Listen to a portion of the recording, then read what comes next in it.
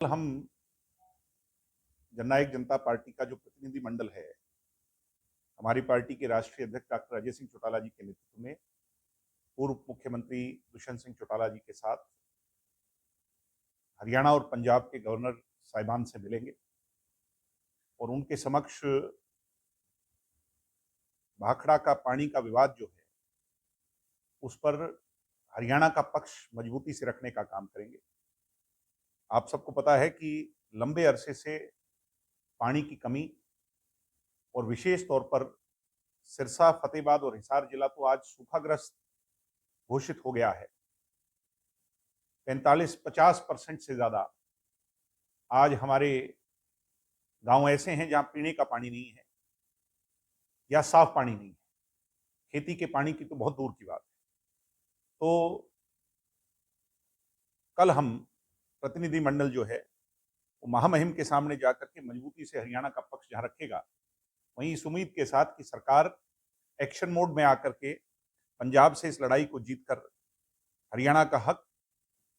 हरियाणा का बूंद बूंद पानी हरियाणा को दिलवाने में कामयाब हो,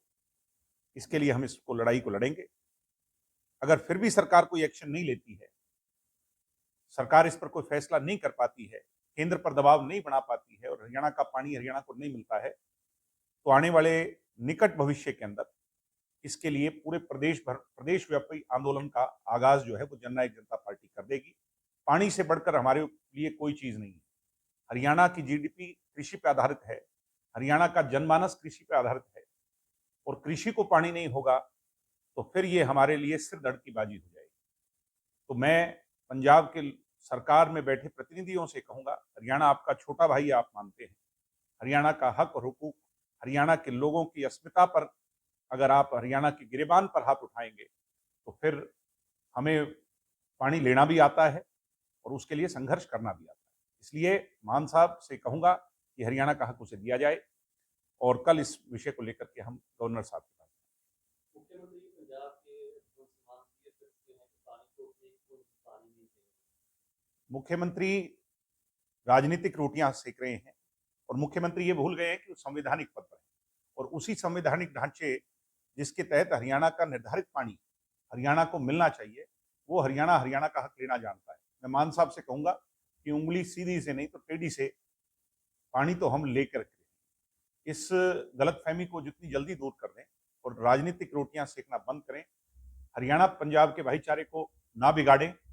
और अगर इसके लिए कोई जिम्मेवार होगा तो वो सिर्फ स्वयं होंगे। इसलिए मैं कहूंगा कि केंद्र की सरकार जो आज नींद में बैठी है और हरियाणा पंजाब के इस झगड़े, इस विवाद को बढ़ने दे रही है, उसे भी इसका संज्ञान लेकर के इस विवाद को सुलटाना चाहिए। ये हमारी इंटेग्रिटी का मामला है, ये हमारे आधार का मामला है। हम इस पर कोई भी किसी भी तरह का समझौता नहीं करेंगे। इन्होंने कहा है कि वो रास्ते बंद करेंगे। आपको क्या लगता है सब पॉलिटिकल पार्टियों को मैं कह रहा हूं, जैसे बार बार सभी पॉलिटिकल पार्टियों को गंभीरता से इस विषय को उठाना चाहिए, अन्य पॉलिटिकल पार्टियों को भी इस विषय को उठाना चाहिए। कुछ राजनीतिक लोगों का मानना है कि कांग्रेस के 10 साल के शासन में और अब बीजेपी के तकरीबन 11 साल के शासन में दोनों पार्टियों की दोनों सरकार में कमियां रही, इस वजह से जल संकट पैदा हो गया। निश्चित तौर पर रही, हम अपने मेंबर तय नहीं कर पाए,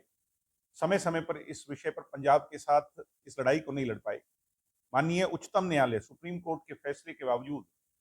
हम एसवाइल का पानी नहीं ले पाए, तो कमी रही है और कमी इसीलिए रही है क्योंकि राष्ट्रीय पार्टी दोनों पक्ष में अपना हित साधना चाहती है, हरियाणा में भी पंजाब में भी, और इसी का नुकसान हमें भुगतना पड़ रहा है। हरियाणा की जनता आज सवाल उठा रही है कि क्या राष्ट्रीय पार्टियां हरियाणा के हित के लिए हैं, छोटे प्रांतों के हित के लिए हैं, और इस सवाल का जवाब ढूंढ रही हैं, तलाश रही हैं और बीजेपी कांग्रेस को इसका खामियाजा भुगतना ही पड़ेगा। बीबीएम भी हर साल 21 मई को पानी का बंटवारा करती है,